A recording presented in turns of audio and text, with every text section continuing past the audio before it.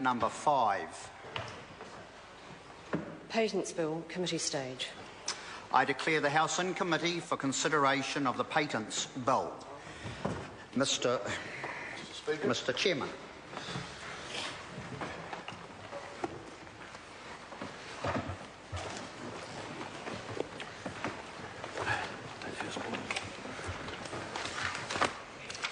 Members, the Patents Bill, the House is in committee on the Patents Bill, and the question is that Part 1 stand.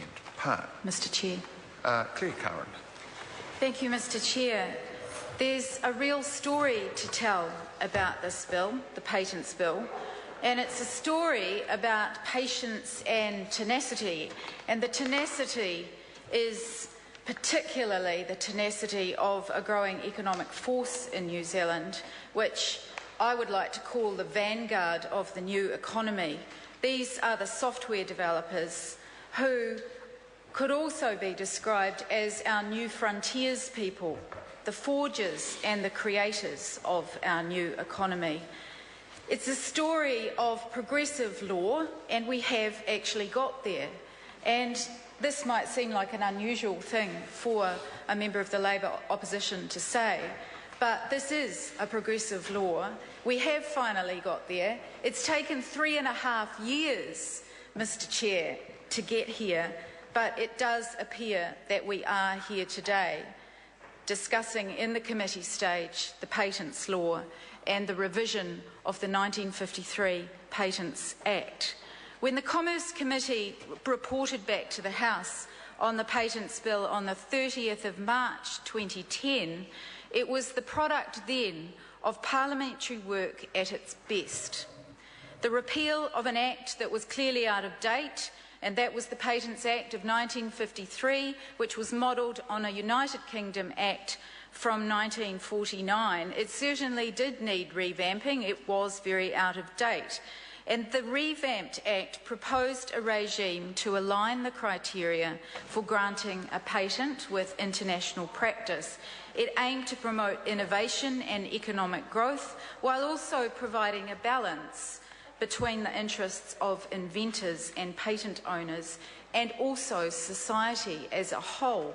And the new bill that was sent back to the House was a major accomplishment. It was seen as a major accomplishment then.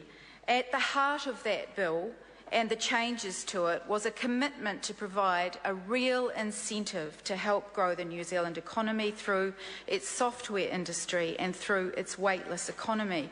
An awful lot of work went into that debate at the Commerce Committee, and I do want to pay respect and tribute to the officials who did that work back at that time, and also to the chair of the committee at that time, the Honourable Leanne Dalzell, who also chaired a united committee, of which there are only a few of the original members still on, but it was a united committee on this particular bill.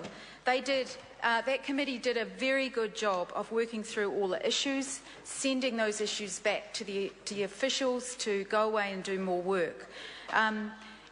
What that bill sought to address was that New Zealand's existing patent law was too generous to the people seeking patents, that there were too many corporations getting monopoly rights, and many of those corporations were multinationals who could get patent rights to inventions inside New Zealand that would not be protected overseas.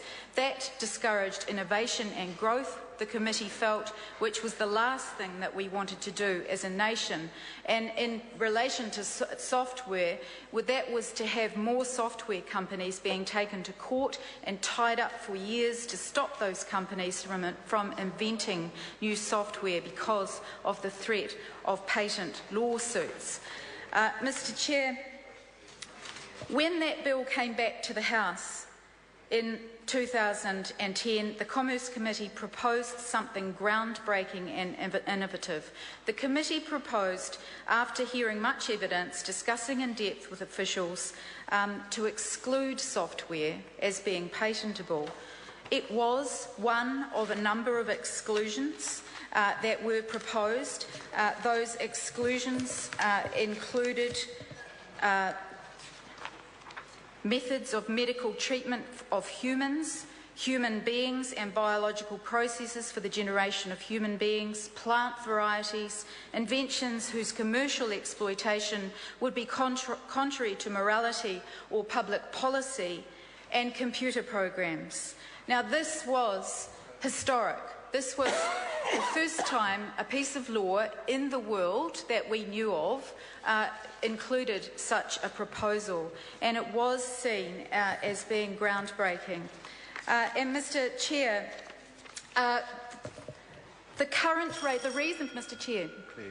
the reason for this was that it allowed patents, that the existing regime allowed patents for anything that met the relevant criteria, whether or not they were implemented in software. And I suppose when you think about it, in 1953 this was not an issue, so the bill simply was out of date. And I think everybody acknowledged that. But when software applications first arose, the Intellectual Property Organisation of New Zealand and the courts had no legislative guidance. Early applications were knocked back, but faced with no provision saying that they should not be granted. So software patents were generally available in New Zealand from the mid-1990s, but they were starting to get to a point where they were exploding. And there was a view put very strongly to that select committee that the trickle of software patents worldwide had turned into a flood.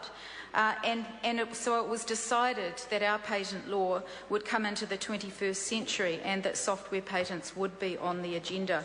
There were broadly, and I do want to take you through the history of this, and if it takes a little while, then so be it, because it's such an important new groundbreaking piece of law. There were 4 options that New Zealand could have chosen from when we were considering this. The first was to allow patents on anything under the sun, which really was to use a description of the US regime and allow software patents without any particular restrictions. In other words, the status quo. This option was rejected. It was ruled out by the Commerce Committee because we accepted that software patents were becoming increasingly problematic. And that view has been borne out in the United States in recent years, with software patents coming under fierce criticism. And I spent a month in the US last year. This issue is being hotly debated in the US right now, even though the regime does still favour software patents.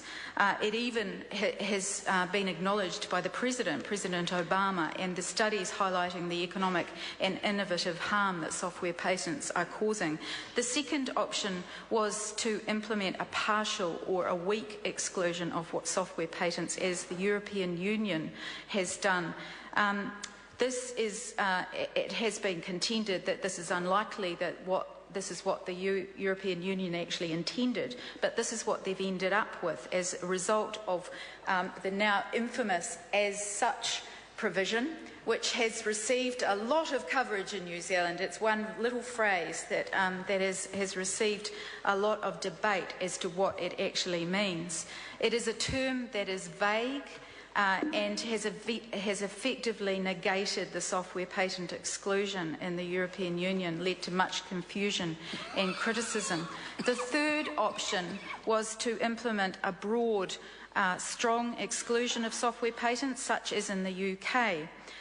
The UK also uses the as such language, but judges have taken a much more robust approach than their counterparts in the European Union, and in 2006 they developed a legal test which specifically evaluated patents involving software, and that was known as the Aerotel test. And the result of that was that the UK now has tougher criteria for software patents rather than the European Union countries.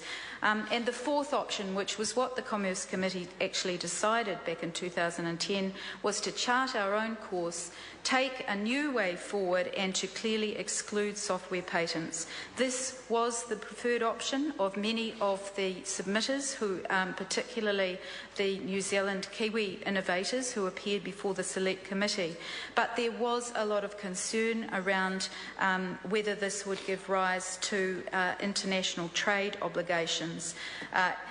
but in the end, and also about whether there should be a definition in the bill around what is embedded software, where you have an invention such as a Fisher & Paykel washing machine, and within that you have a piece of software. Where does the beginning and the end of the software happen?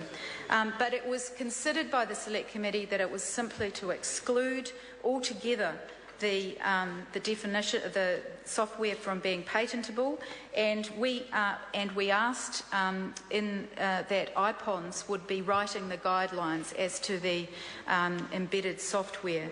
This came back to the House. The Minister at the time, Mr Chair. Dennis O'Rourke. Thank you, Mr Chairman. I only wish to take a very brief call as far as part one of the bill is concerned on behalf of New Zealand First.